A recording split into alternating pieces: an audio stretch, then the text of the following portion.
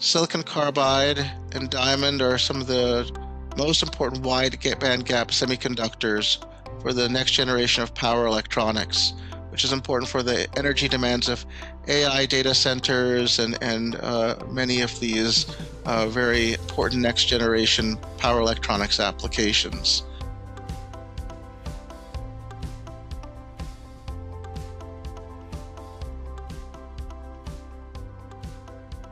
Hello, everyone. My name is Quanxi, professor at the University of Buffalo. I'm the editor-in-chief of the journal Material Research. Today, I'd like to introduce Professor Roger Narayan from North Carolina State University. So in your paper published in JMR, you reported an alternative processing approach to form thin film like a cubic silicon carbide. So could you briefly describe the main processing steps and also the advantages of this approach compared with more conventional, for example, Zener method? Sure. So thank you for inviting me to discuss the paper. So in terms of this topic, one of the things that we note is that silicon carbide and diamond are some of the most important wide bandgap semiconductors for the next generation of power electronics, which is important for the energy demands of AI data centers and many of these very important next generation power electronics applications. In terms of the challenge with silicon carbide is that the cost is quite expensive for the use of silicon carbide to this point. In the JMR paper, what we showed is that this cubic polytype, 3C silicon carbide, can be formed directly on inexpensive silicon 100 wafers using a non-equilibrium laser processing route. This is an important approach because it is 3C is the only in the cubic approach, this cubic phase is the only polytype that is epitaxially compatible with the silicon substrate that the entire silicon industry already uses. If you can grow device quality 3C silicon carbide polytype on your standard silicon wafer, you can dramatically reduce the cost of entry into the power electronics field. So this is why the work is very important. Wow, that's a very, very exciting. It's very, very interesting. The way you prepare such kind of material is a very, very powerful technique. And also, Roger, in your article, you discussed not only the formation of a cubic silicon carbide using excimer pulse laser annealing, but also the growth of a hexagonal. You have another phase, a hexagonal silicon carbide by hard filament chemical vapor deposition. That's another technique you are using.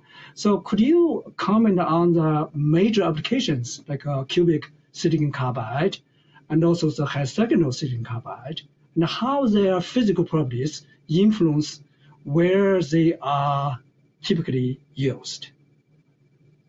Sure. So the polytype question silicon carbide really depends on what you're trying to optimize for, whether you're trying to design a power transistor, a MEMS sensor, a substrate for a gallium nitride epitaxy, or a nucleation template for a diamond growth. So silicon carbide exists in polytypes, which differ only in terms of the stacking sequence of these silicon carbide bilayers.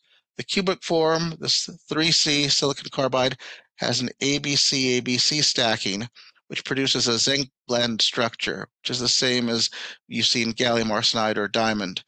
The two dominant hexagonal forms, the 4H and 6H, have an ABCB and ABC-ACB stacking sequences, respectively, and these are structurally related to Wurtzite.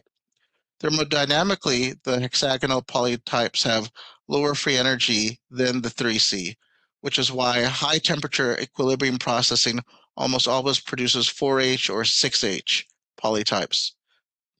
In our HFCVD experiments, we observed exactly that. The hot filament process at equilibrium-like temperatures and conditions yielded the 6H silicon carbide plates on this silicon Q silicon substrate as confirmed by Raman spectroscopy, and also from EBSD Kikuchi patterns. So one of the things that we see in terms of the uses of these materials, which you asked in the question, is in terms of, for example, the 3C silicon carbide. What we see is the band gap of 3C silicon carbide is 2.36 electron volts. For 4H, it's 3.23 electron volts. And for 6H polytype, it's 3.05 electron volts. The larger band gap of the hexagonal polytypes means that you have higher electric breakdown fields and therefore higher blocking voltage capability in power devices, which is why 4H dominates in commercial power electronics. However, the 3C silicon carbide polytype has reported inversion channel electron mobility exceeding 300 square centimeters per volt second, which is compared to roughly 50 for 4H. That mobility advantage translates to lower on resistance at equivalent voltage ratings, which is commercially very significant for switching losses. Additionally, the cubic crystal symmetry of 3C means its properties are isotropic in the plane device performance, which is independent of crystallographic orientation, and this simplifies the process design. My next question is, you also as a fellow of the Material Research Society, well-known professor in the field. So what advice would you give to, the researchers, or especially the early career scholars? What kind of advice you would like to give to them when they are ready to enter into this material science or technology field? In terms of things to consider when joining the field is, I'd say, first of all, to understand the fundamentals of the tools being used for making and characterizing and modeling materials, but then also looking at how these new materials fit within the ecosystem and trying to find ways to work with partners and with companies to try to translate approaches.